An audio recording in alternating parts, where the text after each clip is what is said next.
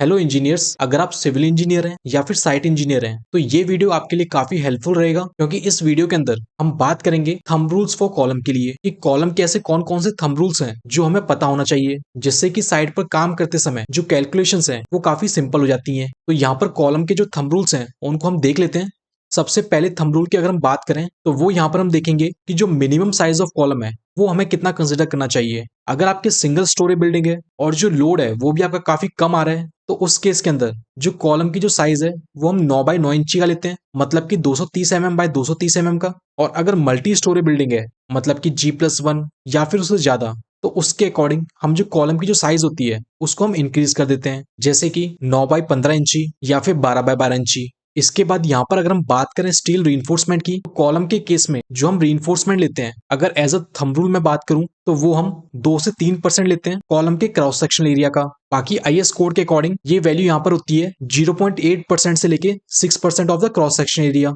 इसके बाद next point इसमें आता है कि स्क्वायर कॉलम या फिर जो रेक्टेंगुलर कॉलम है, इनके अंदर जो नंबर ऑफ बार्स हैं वो हमें कितना लेना चाहिए। तो स्क्वायर कॉलम के अंदर या फिर रेक्टेंगुलर कॉलम्स के अंदर जो minimum number of longitudinal bars हैं वो हम 4 नंबर लेते हैं, और सर्कुलर कॉलम के अंदर जो मिनिमम नंबर ऑफ बार्स हैं वो हम 6 लेते हैं। और वहीं जो मिनिमम डायमीटर ऑफ बार है, जो लॉन्गिट्यूडनल बार्स आपकी रहेंगी, उसका जो मिनिमम डाया है वो यहाँ पर आपको 12 mm लेना है, और जो रिंग्स होंगी उसका जो डाया है वो मिनिमम 8 mm लेना है। पहले 6 mm हम लिया करते थे एज अ थंब रूल, लेकिन आज के टाइम पे 6 mm बंद हो गया है, काफी रेयरली हमें मिलता है, तो हम यहाँ पर 8 mm कंसिडर करके चलते हैं। नेक्स्ट पॉइंट आता है कि जो कॉलम में हम कंक्रीटिंग कर रहे हैं उसके लिए जो ग्रेड ऑफ कंक्रीट है वो हमें कितना लेना चाहिए। तो एज अ थंब रूल किसी भी आरसीसी मेंबर के लिए जो ग्रेड ऑफ कंक्रीट हम कंसिडर करके चलते हैं वो M20 लेते हैं, और M20 का जो रेशियो है वो यहाँ पर होता है 1:1.5:3। इसके अलावा यहाँ पर आपको एक बात और ध्यान रखनी है कि किन्हीं भी दो कॉलम्स के बीच में जो डिस्टेंस रहेगी वो 3 मीटर से 5 मीटर के बीच में रहनी चाहिए। अगर आप इससे ज्यादा देना चाह रहे हैं तो उसके लिए आपको स्ट्रक्चरल डिजाइनिंग करानी होगी, लेकिन एज अ थंब रूल हम 3 से 5 मीटर लेके चलते हैं।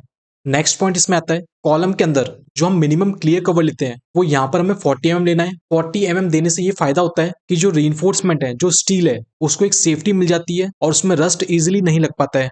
फोर्थ पॉइंट इसमें आता है कि कॉलम के अंदर जब हम लैप करते हैं तो आपको यहाँ पर एक बात ध्यान रखनी है, किसी भी एक सेक्शन पे आपको 50% से ज्यादा जो रीइंफोर्समेंट है वो आपको लैप नहीं करनी है। अगर आप एक ही सेक्शन पे 50% से ज्यादा रीइंफोर्समेंट को लैप कर देते हैं तो वो आपका उस कॉलम के अंदर वीक जोन बन जाता है और वहां से फेलियर होने के चांसेस आपके बढ़ जाते हैं। नेक्स्ट पॉइंट इसमें आता है कि कॉलम का जो टॉप का जो एरिया होता है, मतलब कि जो टॉप का जो क्रॉस सेक्शन है और जो बॉटम का जो क्रॉस सेक्शन है, उन दोनों का जो साइज है वो हमेशा सेम रहना चाहिए।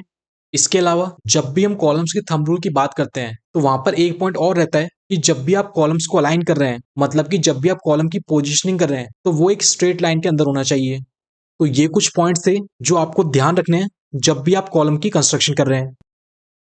इंजीनियर्स, अगर आप कंस्ट्रक्शन या डिजाइनिंग फील्ड से बिलोंग करते हैं तो इंफ्रा स्किल अब लाया है आपके लिए एक ऐसा प्लेटफॉर्म जहां पर आपको मिलेंगी कंस्ट्रक्शन ई बुक्स और फॉर्मुलेटेड एक्सेल शीट्स, जैसे कि excel sheets for bar bending schedule calculation, चाहे वो कॉलम का बीबीएस हो, स्लैब का बीबीएस हो या किसी और आरसीसी मेंबर का। इसके अलावा e book on thumb rule for construction, mistakes at construction sites and many more. So engineers, आप हमारी वेबसाइट www.infraskillup.in से इन फॉर्मुलेटेड एक्सेल शीट्स और कंस्ट्रक्शन ई बुक्स को डाउनलोड कर सकते हैं।